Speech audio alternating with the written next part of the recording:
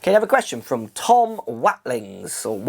Nerves on the first tee. I'm sure this does not happen to you, but any advice on how I can overcome this, as many of my rounds are spoilt before they even start? Great question, a very common question. Nerves on the first tee, there's a few things to tackle. It's a common question I get. I do feel nerves on the first tee. I don't anymore because I'm not playing in tournaments where I actually really care. I'm having fun on the golf course. I'm not trying to prove myself anymore. I did that when I was younger. You know, I'm not competing.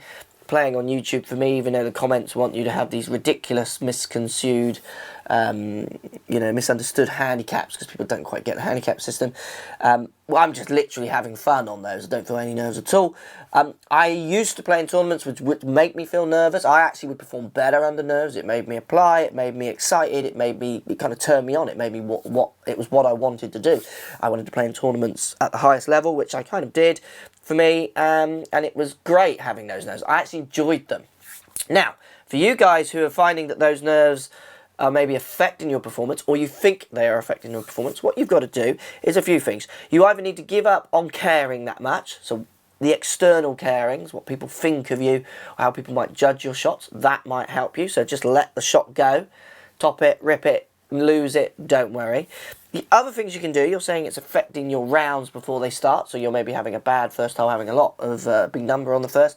You've got to try and maybe transfer your data of hitting. So if you're hitting your driver off the first tee, for instance, which makes you anxious, because if you come for a lesson for me and we measure your driver and you're hitting 2 fairways out of 20, well, I would also be quite anxious on the first tee with that a little bit. So maybe go back to a club which you hit the fairway 60% of the time, like a hybrid or 5-iron.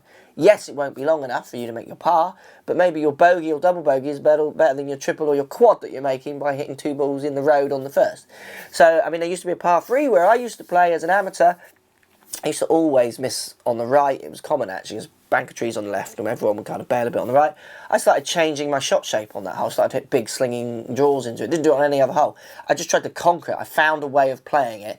And you've got to find a way of playing that first, which will allow you to calm your nerves. Why are you hitting a 5-iron, Jim? Well, it's because, or Tony, I know your name. Why are you hitting a 5-iron, Tony?